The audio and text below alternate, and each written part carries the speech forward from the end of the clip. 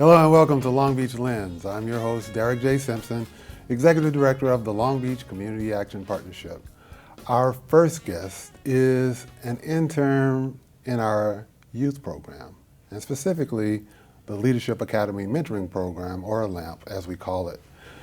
Please join me in welcoming Jeremiah Jones. How you doing, Mr. Simpson? I'm great, brother. How are you? I'm good. Thank you for having me. Good, good. We call you an intern because you were here putting in the work this summer, huh? Right, yeah, facts. Yeah, I was in here going up, putting in the work, grinding, working with my other peers, and had a great experience. Well, before you came to us, though, I remember the day that I was doing an introduction of all of you, 48 of you in the room, and I asked for 3 of you to raise your hand and share a talent that no one else in the room knew about. And one person said they were recognized as a drummer nationally, and everybody said, wow. One young lady said she can sing, and everybody's like, woo. And when I got to you, you stood up in the back of the room and said, I've done a TED Talk. And I'm like, a what? I'm like, I speak nationally. I've done a Fred Talk or a Ned Talk, but I've never done a TED Talk. I mean, that's like top shelf, right? Thank you, yeah. Right? How did you get that particular opportunity? But before you answer that, we're going to show everyone who's watching a snippet from that particular TED Talk, and then we can go into more. So listen to this.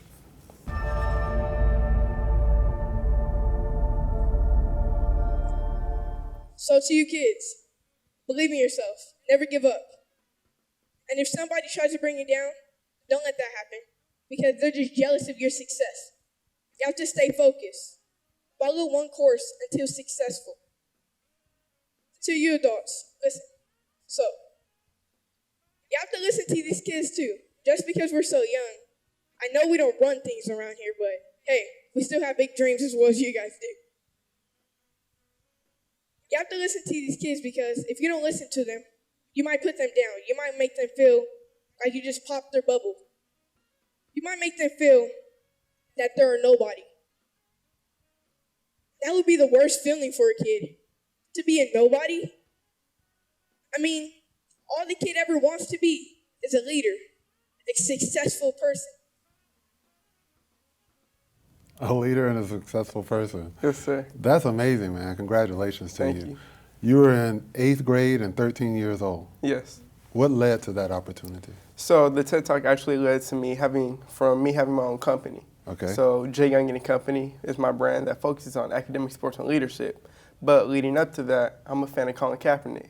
I'm pretty sure we all know who Colin Kaepernick is. He was a quarterback for the 49ers. So his birthday was coming up, and I had my team get together a care package for him, got his P.O. box with his people, sent it to him, not knowing that he would wear it. He's a pretty big celebrity. I just wanted to send something out. So I sent it out. He got the package. He never let me know that he got it or he received it. Okay. And then after one of his games, during the playoff game, during the post interview, he wore my vest. And actually, the lady who went to college with him was a dorm. Well, they were inside the same building. And she said, I went to school with Colin Kaepernick. Oh my gosh, he wore your brand. How did this impact your brand? How did this impact, everything that you're doing? I would love for you to come do a TED Talk in Reno. I was like, Reno, TED Talk, wow. At this point, I was so young, so I didn't really know what TED Talk was. Right. So my dad explaining everything to me like, bro, this is a big deal. Like, do you realize what you're going to be doing?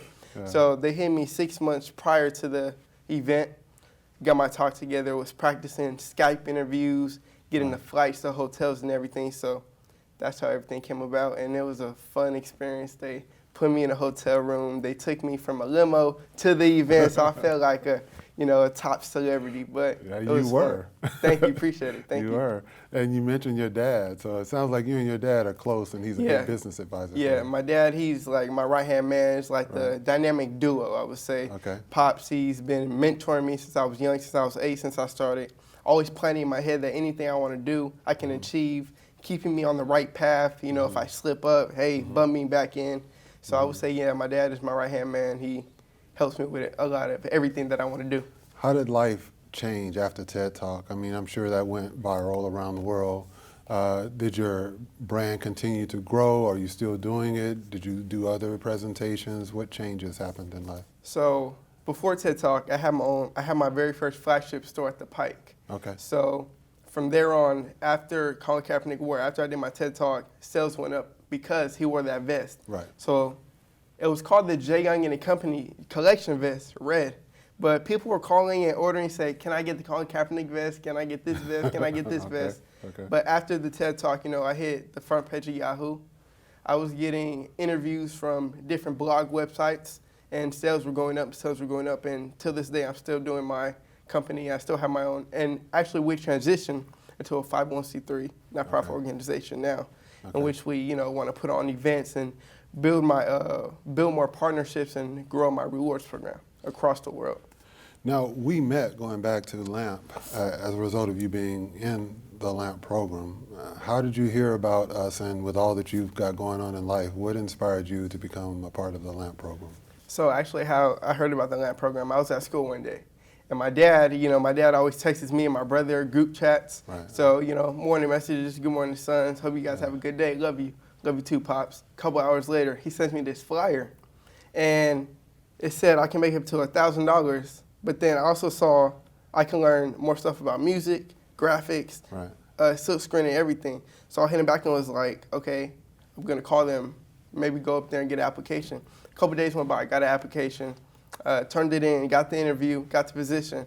I would say what made me want to join it is because I'm doing music. I know how it works. I've been learning it for 2 years now, so I know the ins and outs. But there's always room for improvement. Mm-hmm. So I felt like me coming to this program would help me more with team building, more with encouraging others, and not only that, but seeking more knowledge from mentors, seeking more knowledge for people that's above me.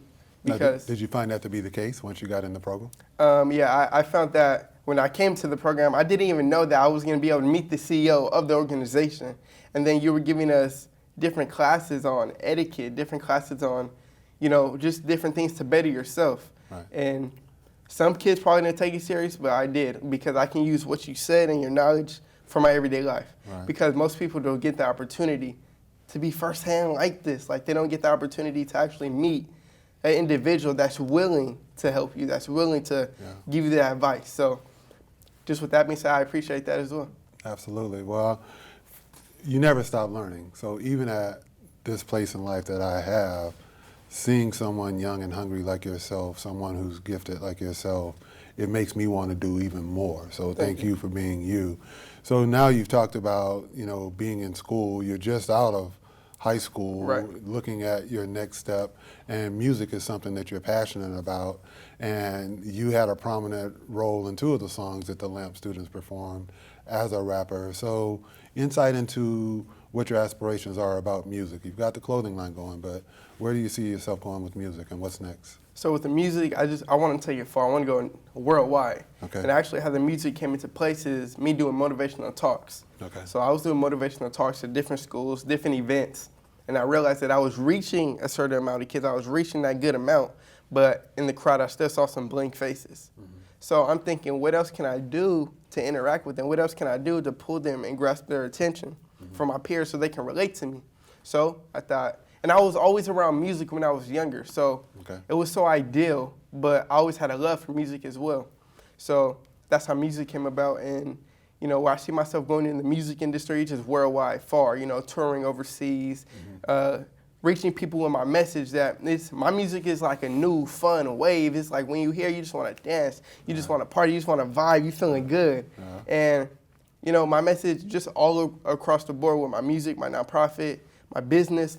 If you want to do anything that you put your mind to, you can achieve it. And I just want to let kids know, not even kids, but all ages know that it starts with you. Right. If you don't believe it, then who's going to believe it? Right. You have to be the one to push yourself, because when I was younger, I was doing guitar lessons, dancing lessons, piano lessons, football. Like, I was doing sports, I was doing everything, but I never stuck with it. And it got to a point where my dad told me, like, Jay, I believe in you, but everything I'm putting you in, you give up on, like, you don't stick with. So you got to have the desire to stay. I had to have the desire. I had to have the confidence, the drive to keep it going. And I felt that's where I had the love with the business and the music. So people can stay tuned then, because something from you will be dropping soon that the world will hear? So thank you, Mr. Simpson. So I'm actually working on my album right now, finishing it up, getting the final mixes and touches, going back, listening to the vocals, making sure everything's straight. Okay. And yeah, I'm going to be having my album dropping soon. I don't really have a set name for it yet. That's all right. But it's mostly independent, only one feature on it, one of my local buddies. And yeah, so I'm just grinding, just working, putting in the time. You're so young, and yet you're so mature in the way you're looking at world and looking at business, and I'm very proud of you, which is why I wanted you on the show, because we've had conversations prior to this. And I think it's important for your peers to hear this message from you. We have two of them even here in the studio today on camera who heard what I said and stepped up, and right away we put them to work. We only got 2 minutes, but what would you say to the youth looking at this show right now about pursuing their dream? I would say if you want to pursue your dream, make sure you practice it. I always want to say practice. First of all, find your passion. First, you want to find your passion. After you find your passion, make sure you love it, because you don't want to do something that is going to feel like work. Right. So after you find your passion, make sure you love it, dedicate yourself. And after you do those things, you want to practice it. And after you practice it, make sure that you master it, because you want to master your passion. But anything you put your mind to, keep going, and know that there's going to be obstacles in life, obstacles in anything that you want to do. And there's going to be individuals that's going to try to put you down, but you just got to keep through it, because I feel like I always tell myself, the people who try to put you down, they only put you down because they see the potential in you. Mm-hmm. And remember, have people respect you. Don't have people respect you for, what you have, or what are you doing. Have people respect you for your morals, your worth ethic. For who you are. For who you are. So that's what I would say to my peers. Just keep going, believe in yourself, and most of all, never give up. I know it sounds so nonchalant, so like I'm supposed to say that, but it's so real life. Just stay consistent too. Stay consistent. You should be interviewing me instead of interviewing you. You're on point, but that's the beauty of who you are, man. And I want you to stay true to that dream. But I also want you to continue to have the foresight to see that wisdom's all around you. You just got to seek it. And if it's in me for the little that I know, and the next person, you can learn something even just from a homeless guy not to be homeless, and what led them there. So continue to keep your mind and your heart open. But you're going to make all those dreams come true. I'm really proud of you. Thank you. Appreciate it. Absolutely. We're out of time, but we're certainly not out of questions for this young man. Keep an eye out. We're going to take a short break. When we come back, we will introduce to you Ms. Antonia Jimenez from the Department of Public Social Services. Stay tuned for more of Long Beach Lens.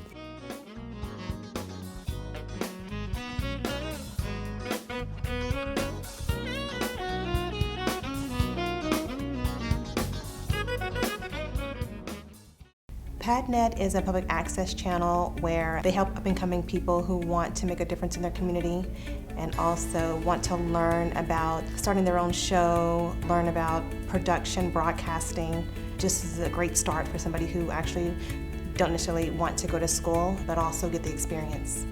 Hi, I'm Vicki Vicious, and I'm one of the hosts for Road Dogs TV. I'm Susie Q with Road Dogs TV. People all the time, they've heard of the show, so they always ask, how do you do it? And they actually have this program, and they'll teach you how to use the equipment.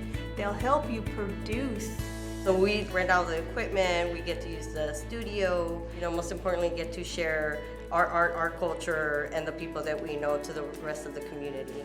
I'm not a technical person, so I was really scared to touch the equipment. But PadNet, taking the classes here made me feel really comfortable, and they let you practice. I just really like the hands-on, the experience, and it's a family atmosphere here, and I just love it. Everybody's so friendly, classes are fun, and people help with your shows, and it's great. I think PadNet's been very helpful with the sense of I've met a lot of new people here. The networking is amazing. A lot of people have some good experiences where I can learn from. I've enjoyed myself here at PadNet. Anyone that has the idea or wanting to see what it's like to be on camera, behind camera, be on TV, this is the best way to go about it, because if you're too afraid to do your own show, there's so many members in PadNet that need help, whether it's in the background or foreground. It's a perfect opportunity for anybody that wants to have that access and to be able to learn something new. This is where you need to go.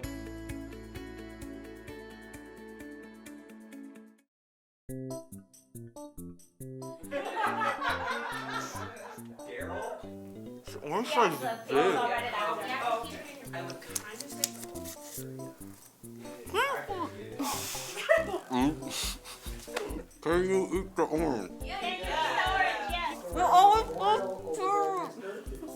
One more time.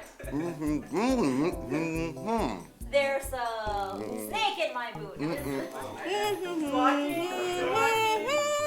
Oh, marriage.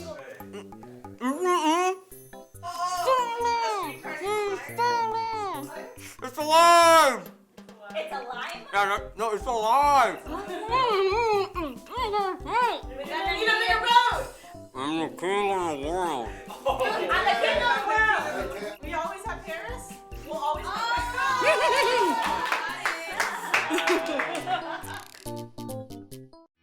Hey, this is Lamp Alumni. And you're watching PadNet TV. Hey.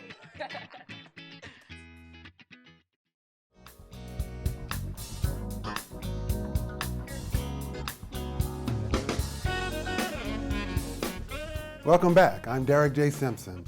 Recently, we had an opportunity to meet with the director of the Los Angeles Department of Public Social Services. Let's take a look at this interview with Ms. Antonia Jimenez. My name is Antonia Jimenez, and I'm the current director for the Department of Public Social Services. Who am I? I'm new to LA, relatively new compared to the people that I work with who have been in LA for 40, 50 years. I've only been here working for the county for 9 years. I grew up in the East Coast primarily, so New York and Boston. I was brought here to work for Deloitte Consulting, so I worked for them, and they moved me from Boston to LA. I worked for them for a couple of years, and then about 5 years later, I joined LA County. DPS is really the safety net for many families, so we provide food expenses, we provide cash assistance, homeless assistance. We help our seniors with our in-home supportive services program. We provide cash assistance to families and individuals, single adults. We help with employment, domestic violence services, substance abuse. So we provide an array of services to our constituents. So I've been spending a lot of time primarily on the single adult side, and I realized that a lot of the individuals who are in our general relief program are single adults, and they're in anywhere from 19 to 46, I would say. And what we've learned is that they're mostly African American males, and so one of the challenges that they're having is getting employment. And if you can't find employment, it's really hard for you to become stable, to get housing. And so we're working to try to figure out how do we get them better prepared, how do we get them to find jobs that could pay a good wage so that they can become self-sufficient. But we also see homelessness in our families, our CalWorks families. And we've noticed that the number of CalWorks families that are homeless continue to grow. And so we're trying to work on how do we can mitigate some of that. And it's primarily the rent and the rental increases and the lack of affordable housing. I think the Board of Supervisors has really focused on trying to figure out how do we build affordable housing, how do we increase the number of shelters that we have out there, because there's no one solution to the problem. And so I think it's going to be a myriad of issues that a lot of people have to come together in order to make, because you can have a home, but if you can't pay the rent, because you don't have a job. So those two, to me, are the nexus of how do you build self-sufficiency for a family and for an individual. Yeah, so we do have for our single adults and for families, actually, we do have a housing voucher program where if you can get a landlord to give you a rental that's not too expensive. I think we pay up to $550 or $650 depending on the family size. Then we will pay that directly to the landlord, and that helps the family. So that program, we've seen it grow not only on the individual side but also on the family side, our housing vouchers program. So the CalFresh program is a nutritional program, and it's a program where low-income individuals can actually get money to buy what we call healthy, nutritious foods. A lot of people think that it's welfare, but it really is not welfare in that sense. It really is a program where you can actually buy food and you don't have to spend the cash that you have in purchasing food, and you can use the money that you have to pay for your rent or to pay for your medical expenses or really just for living. So there's a myth that CalFresh is, a welfare program, but I called it really, it's a helping hand for families that are struggling to put food on the tables. And so we're really doing a campaign to make sure that families who are eligible for CalFresh actually apply.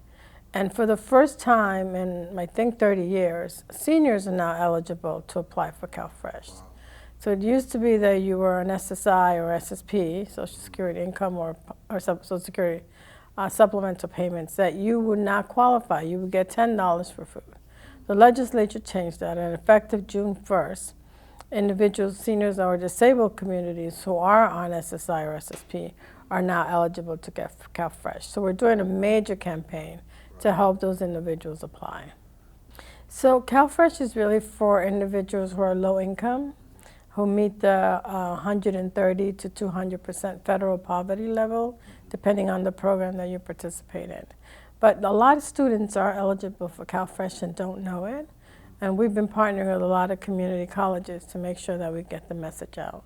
We've also partnered up with Code for America, who is a web-based system that allows you to really answer 10 simple questions so that you can apply for CalFresh. And the benefit that they have is that they're not, bureaucracy the way we are, right?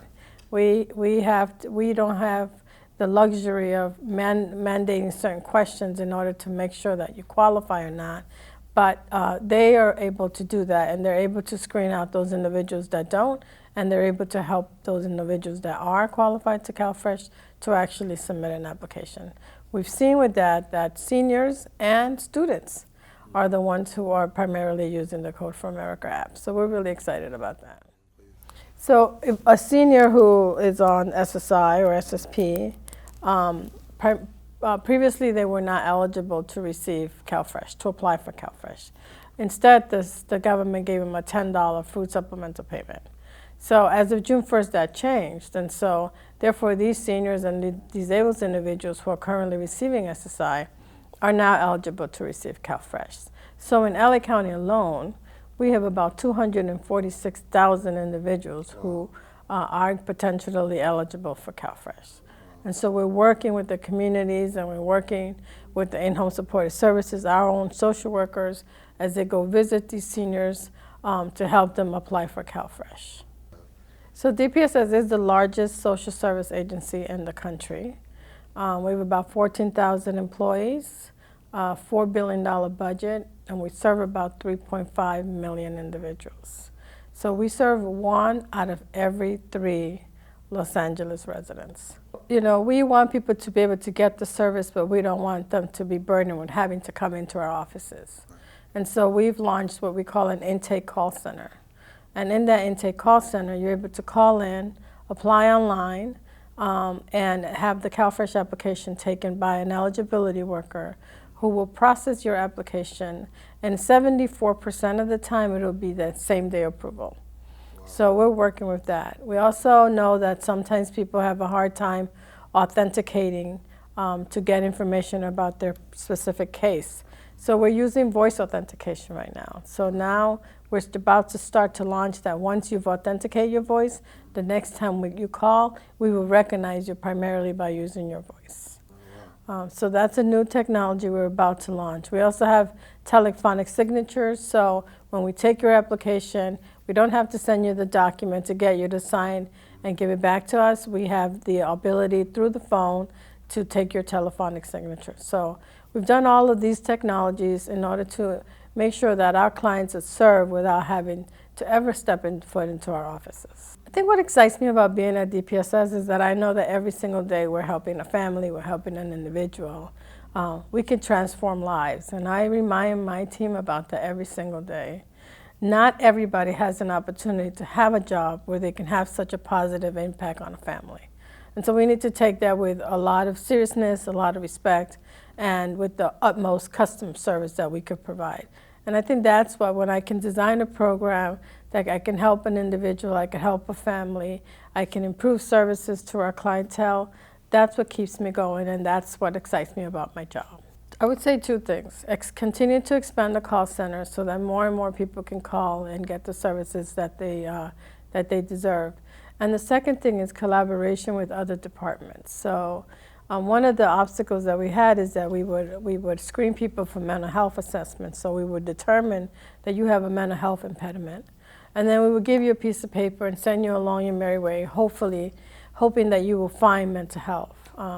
What we've done is we've partnered up with mental health so that the actual clinical services are provided in our offices. So if you get assessed and you have a mental health issue, you just have to walk next door to the mental health clinician and you get your treatment services right in our offices. We need to do more of that, where we're looking at a person holistically and providing all the services that they need right in our offices so they don't have to go anywhere else. So we have a huge outreach program where we actually place eligibility workers, like in your organization. We'll place them in a hospital. We'll place them in different places. We just started with Compton College. We're placing eligibility workers there. And so our goal is if we can get eligibility workers to be stationed in one place where they can actually serve a significant number of people, that's a really good use of our resources. So we monitor, is it enough to keep an eligibility worker, busy? Because if they're just sitting somewhere not doing work, there's other people that are not getting served. So it's that balancing act. But the more we can put our eligibility workers in the community, the better off we're going to be.